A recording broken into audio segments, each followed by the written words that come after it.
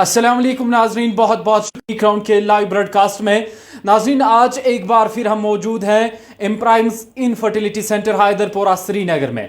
आप सब दोस्तों के कई सारे सवालात आज हम पूछने जा रहे हैं वादी कश्मीर की मायोनाज और मशहूर infertility specialist doctor Iram Shafi आखून से। और आप जानते ही होंगे कि लगातार हमारे प्रोग्राम्स में इरम शफी आखून जो हैं वो लगातार हम उनके कई सारे प्रोग्राम्स आप तक पहुंचाएं जिसमें इनफर्टिलिटी को लेकर हों या मर्द या फीमेल हजरात में जो भी इनफर्टिलिटी रिलेटेड जो भी प्रॉब्लम्स होती हैं उनके हवाले से लगातार हम उन्हें प्रोग्राम्स में बुलाते रहते हैं। लेकिन आज के प्रोग्राम में कुछ खुसूसी बातचीत होने जा रही है जो आप सब दोस्त अच्छे से सुनिएगा, ख्याल से सुनिएगा, गौर से सुनिएगा, जिसमें हमारे साथ आज एक बार फिर मौजूद है डॉक्टर इरम शफी आखून। इरम शफी आखून इससे पहले अपोलो हॉस्पिटल में भी रही हैं, कई सारे वक्त तक उन्होंने वहां पर भी अपनी खदमात अंजाम दी हैं और आज एक बार फिर हमारे साथ मौजूद हैं डॉक्टर इरम शफी आखून। और साथ ही साथ इम्प्राइम्स इनफर्टिलिटी सेंटर की जानिब से आप सब दोस्तों के लिए एक बहुत बड़ी खुशखबरी है।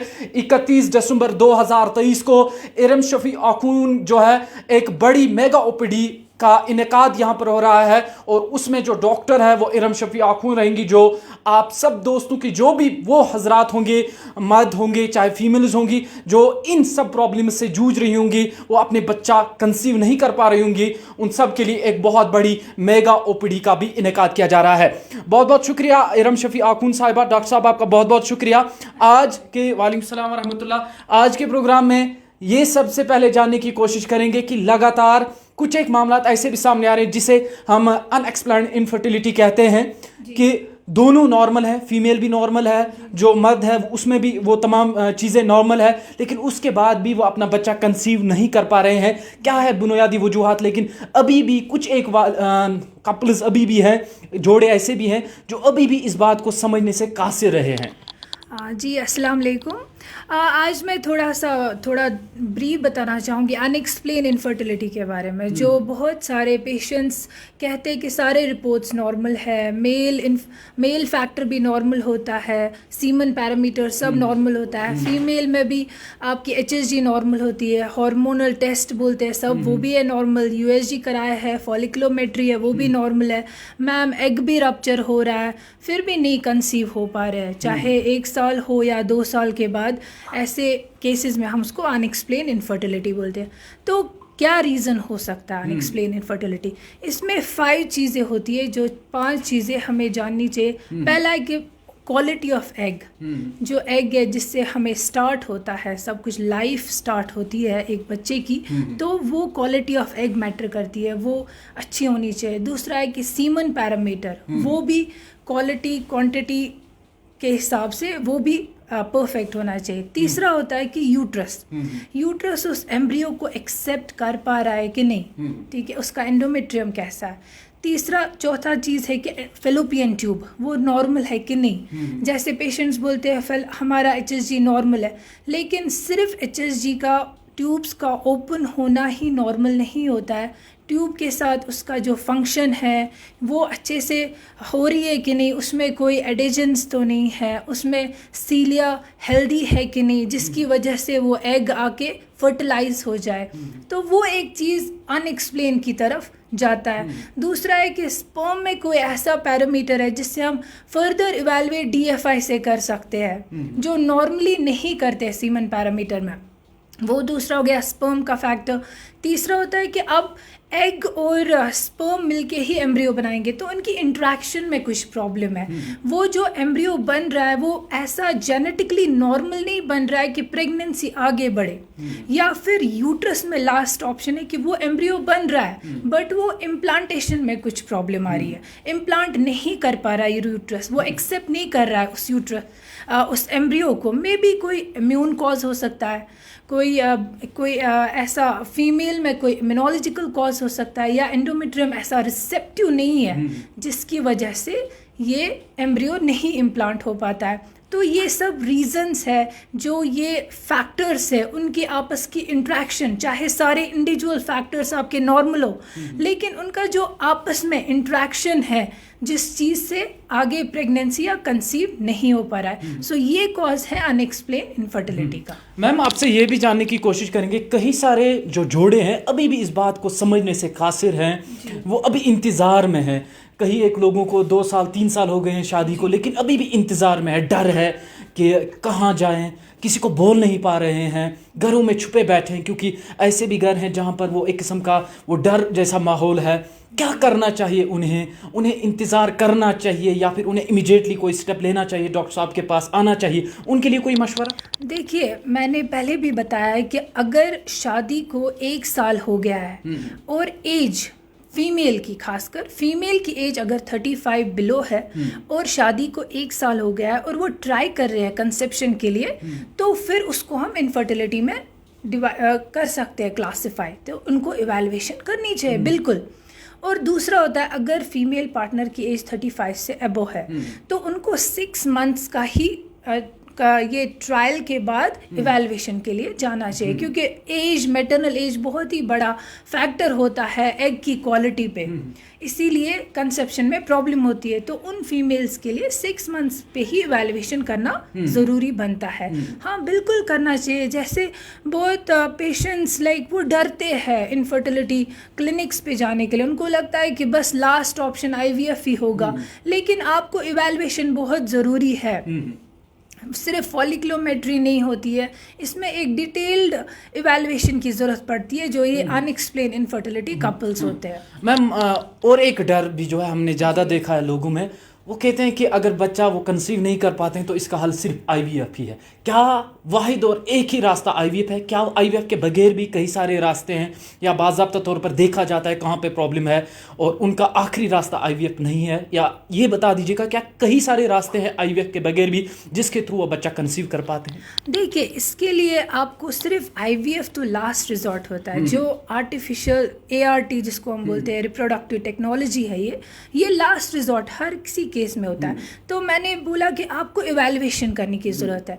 अगर आपको लगता है कि AMH बहुत कम है, एज भी बहुत ही ज़्यादा है, मैटरनल एज, तो उन सूरतों में आपको लास्ट रिजॉर्ट ही ऑप्शन रहता है। सपोज आप अनएक्सप्लेन इनफर्टिलिटी है, उनके इंडिविजुअल पैरामीटर सारे ठीक है, तो उनको हम पहला ऑप्शन दे सकते हैं।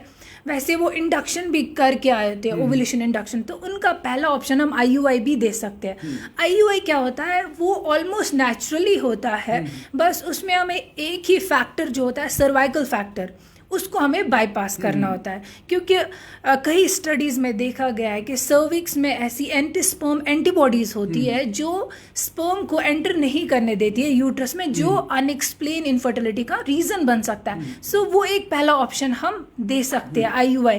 ऐसा नहीं है कि हम डायरेक्टली अनएक्सप्लेन जो इनफर्टिलिटी वाला पेशेंट होगा उसको डायरेक्टली IVF के लिए लेंगे, नहीं, हमारे पास ऑप्शन है। ठीक है, पहले हम इंडक्शन देते हैं, ओवुलेशन इंडक्शन प्रॉपर, हम बाकी सारे इन्फेक्शन हो, हार्मोनल कोरेशन, वो सारा A to Z इवैल्यूएट करते हैं। सेकेंड ऑप्शन होता है IUI और लास्ट ऑप्शन आपका IVF ही होता है। और एक सवाल मैम आपसे रहेगा, एक शक है लोगों में कि जो IVF के ज़रिए बच्चा होता है शायद एक वालिद का अपना बच्चा नहीं होता है, इसके हवाले से आप क्या कहेंगे? ये बिल्कुल भी गलत है। देखिए, इसमें क्या होता है, जब बेबी होता है तो एक टेस्ट किया जाता है जिसको हम DNA टेस्ट बोलते हैं। वो कभी भी अपने बच्चे का DNA टेस्ट कर सकते हैं, और कोई भी IVF सेंटर अपने सेंटर को क्यों खतरे में डालेगा? ऐसा कुछ नहीं है, दिस इज़ ऑल मिथ। ठीक है, ऐसा कुछ नहीं है। अपने स्पर्म और अपने एग पे ही होता है प्रॉपर कंसेंट विद पेशेंट, और there is a proper test to identify, to detect whatever उनको लग रहा है कि कुछ गड़बड़ है, DNA टेस्ट कराए अपने बच्चे का, then they will be clear. और एक सवाल मैम, जम्मू कश्मीर की बात करें तो जम्मू कश्मीर में हालिया आदाद शुमार के मुताबिक जो इनफर्टिलिटी रेट है वो बढ़ती जा रही है, तो ये बता दीजिएगा और ये समझा दीजिएगा क्या वजूहात रहते हैं, और ये बता दीजिएगा ज़्यादातर ख़वातीन में प्रॉब्लम्स नज़र आ रही है या मर्दों में? देखिए, कुछ टाइम से मैं देख रही हूँ कि पहले तो सिर्फ फीमेल्स ही फोकस में थी, लेकिन अब कुछ टाइम से मैं देख रही हूँ कि मेल इनफर्टिलिटी भी बहुत ज़्यादा हो गई है राइज पे। दिस इज़ ऑल, पहले पुराने ज़माने में क्यों नहीं इनफर्टिलिटी होती थी? पहले मोबाइल फ़ोन्स नहीं होते थे, अब आप 24 आवर्स रील्स देखते हो, 20 आपका दिमाग उधर ही लगता है, आप अपना सीडेंट्री लाइफस्टाइल में जाते हो, फास्ट फूड खाते हो, so diet and then sedentary lifestyle, ये मोबाइल फोन्स की radiation, so this is contributing both male as well as female infertility, इसीलिए ज़्यादा राइज पे हो रही है। दिस इज ऑल जो अब मटीरियलिस्टिक वर्ल्ड अब बन गया है, एक फ़ोन ही 24 आवर्स 7 सब कुछ, पानी पिएगा इंसान, रील बनाएगा, तो उसका दिमाग भी वही उसी फ़ोन के साथ इन्वॉल्व होता है। वो जैसे पहले बच्चे खेलते थे, फील्ड्स में खेलते थे, अब फ़ोन लेके होते थे, तो सीडेंट्री लाइफस्टाइल। अब डाइट देखो, आप बाहर जाएंगे तो कोल्ड ड्रिंक्स पियेंगे, जंक खाएंगे, so that is also a factor. And जो आजकल लड़के भी बहुत सीडेंट्री, गाड़ी में ही मतलब वो they don't prefer to go for walks, they don't prefer to do exercise, मतलब this is all the sedentary lifestyle and that's जिसकी वजह से इतना ज़्यादा मेल।